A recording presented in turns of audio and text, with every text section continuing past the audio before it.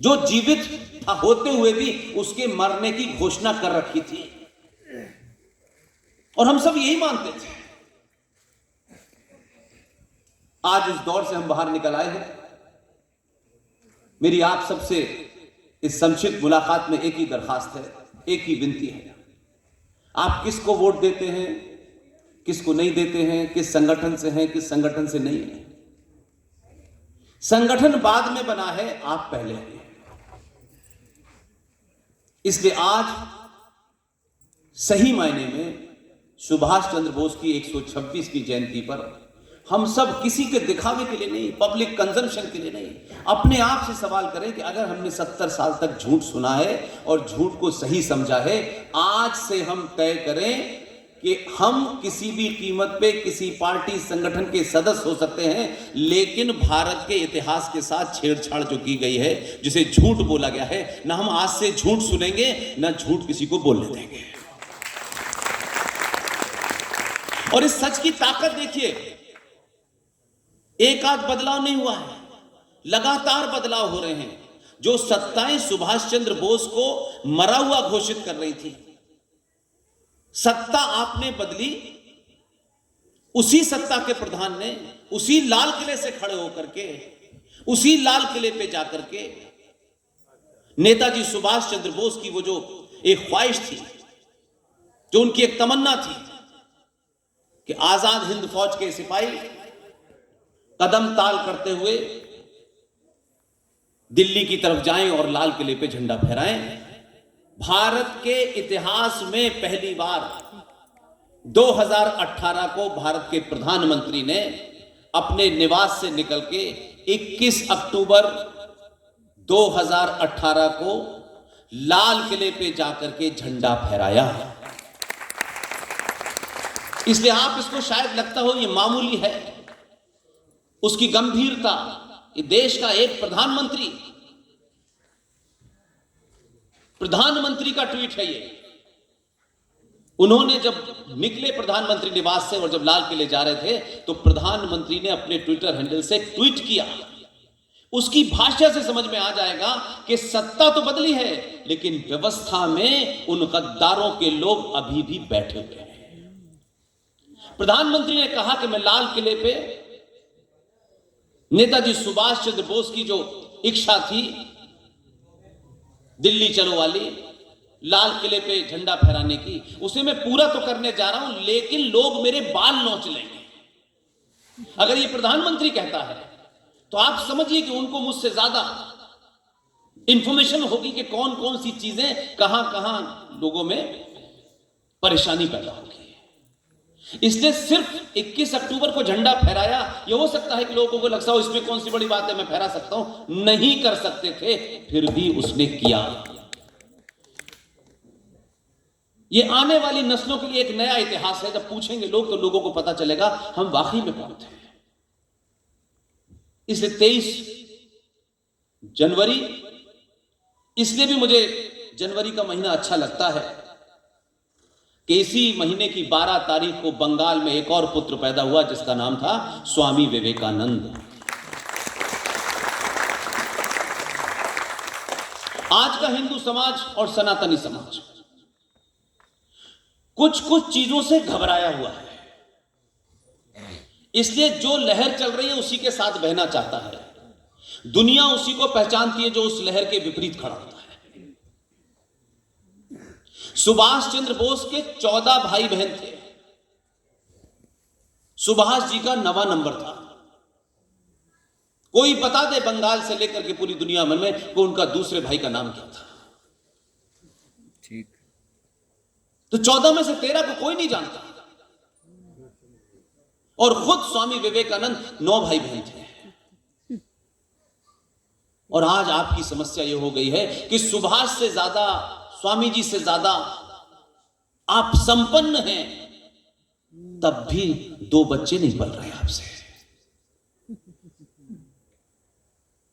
इसलिए 2 बच्चे हो जाने से आपको लगता हो संपन्नता आ जाती है।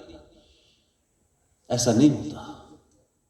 2 बच्चे होने से बड़े पैकेज में अमेरिका में नौकरी मिल जाती है। जो बच्चा अपने माँ बाप के अंतिम संस्कारों में नहीं आता और वहां से पैसा देकर के पीआर कंपनी से कहता है कि इनका अंतिम संस्कार कर देना, ऐसे बच्चों की इस राष्ट्र को जरूरत नहीं है। और उन बच्चों की गलती नहीं है, क्योंकि आपने उनको ऐसा बनाया। बहुत सारे इश्यूज हैं, समय की थोड़ा कमी भी है।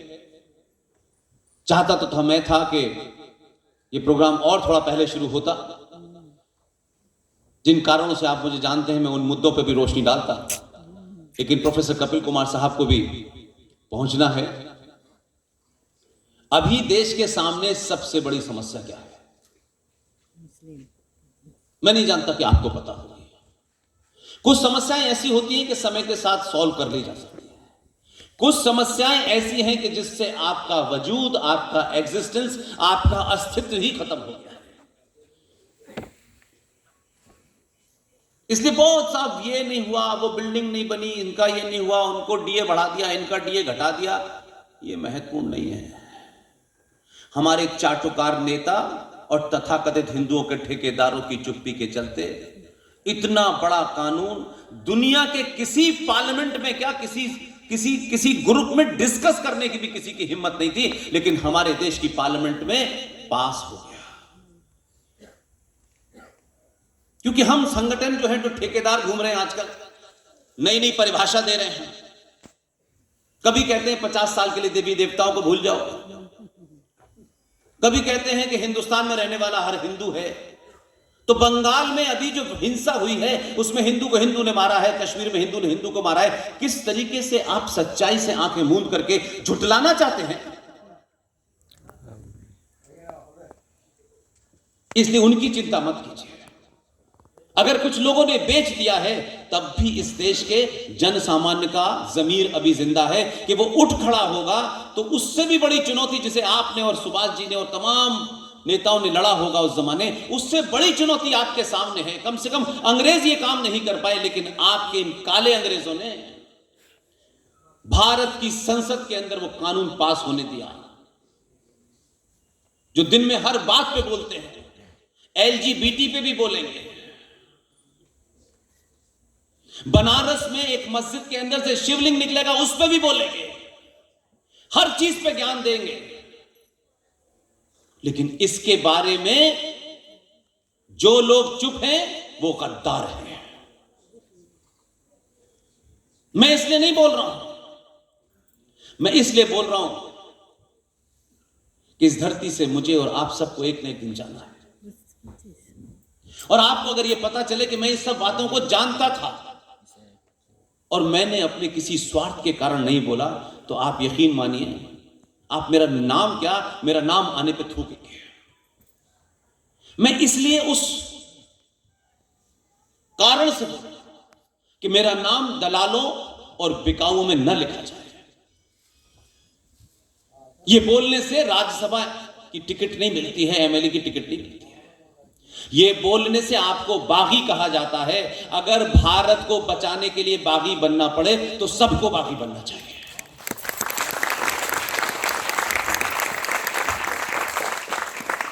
1995 में एक कानून को अमेंड करा गया।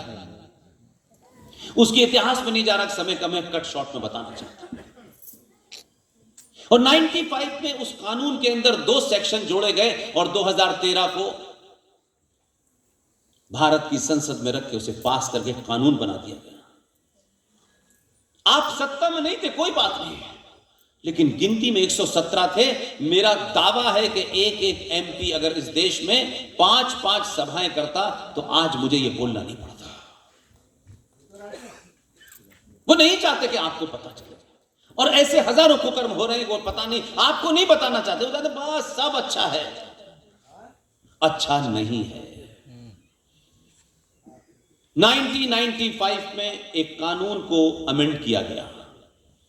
उस कानून में 2 सेक्शन डाले गए, सेक्शन 40 और 35, और उसके बाद 2013 में संसद में पास हो गया। अब पास होने की मुझे पता नहीं कि विपक्ष में बैठने वालों ने क्या दलाली की थी, मैं नहीं जानता। वो कानून ये कहता है, उस कानून का नाम है वक्फ प्रॉपर्टी एक्ट। वक्फ प्रॉपर्टी एक्ट का सेक्शन 40 और 35 ये कहता है कि ये जो हॉल बना हुआ है, भारत भूमि पे जो भी कुछ है,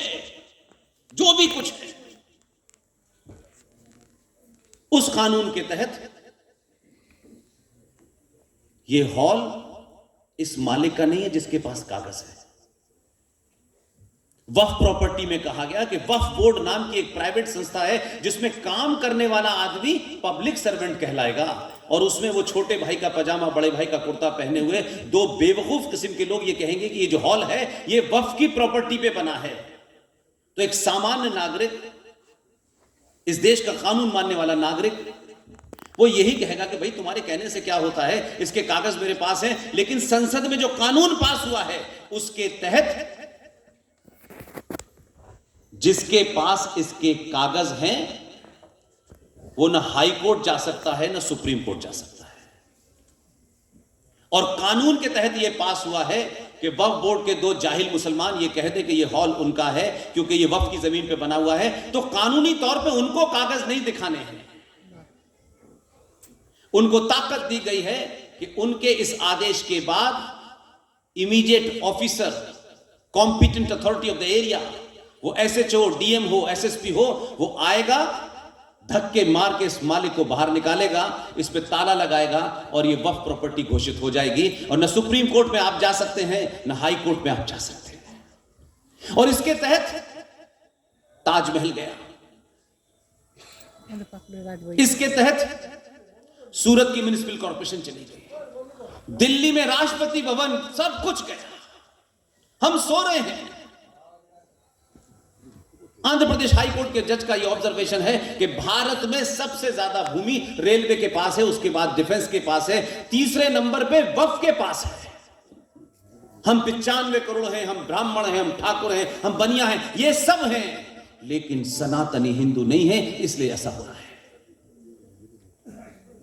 किस चीज के लिए लड़ रहे हैं? 100 का जमीन के लिए, 200 का जमीन के लिए, सगे सगे भाइयों में झगड़ा हो रहा है। इस कास्ट का आदमी उस कास्ट को मारने पे तुला हुआ है। लेकिन आपके हाथ से जो भूमि है जिसको आपके तमाम पूर्वजों ने आजाद कराया होगा, और आज वो दिन जिसके लिए सुभाष चंद्र बोस ने अपना घर छोड़कर, देश छोड़कर इतना बड़ा काम किया, आज उस भूमि का सौदा हो गया और कोई नहीं बोला। ये सबसे बड़ी, मुझे समझता हूं सुभाष जी अगर होते तो उनको कितनी तकलीफ होती। इन लोगों के लिए उन्होंने अपने परिवार को छोड़ा, इन लोगों के लिए उन्होंने इतनी यातनाएं झेली। हम सावरकर का नाम लेते हैं, सुभाष जी का नाम लेते हैं, सबका नाम लेते हैं, लेकिन हमने क्या कोई जिम्मेदारी पूरी की? बिना यातना नहीं झेलनी थी, बोलना था, समय पे बोलना था, नहीं बोले हम। इसलिए बहुत सारे इश्यूज हैं। आप लोगों ने मुझे आसनसोल बुलाया, मुझे इतनी इज्जत दी, और मुझे यहां के पता चला कि अगर आपके दिल में दिया जल रहा हो तो ऐसे भी लोग हैं जो अपनी ज़मीन जायदाद बेच करके सुभाष के इस दिन को मनाते हैं। मैं अजय के पिताजी को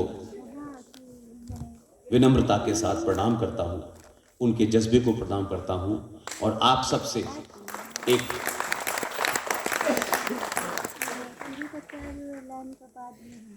थोड़ी सी मदद मांगता हूं। इस हॉल में जितने लोग बैठे हैं और इनके संपर्क में हैं, अगली बार 23 मार्च को जब प्रोग्राम करें तो उसका चीफ गेस्ट अजय के पिता को बनाइए और कहिए कि अब से सिर्फ ये आपकी ड्यूटी नहीं है, हम सब की ड्यूटी है कि इस दिन का फंक्शन हम मनाएंगे। बहुत बहुत धन्यवाद। Thank you very much.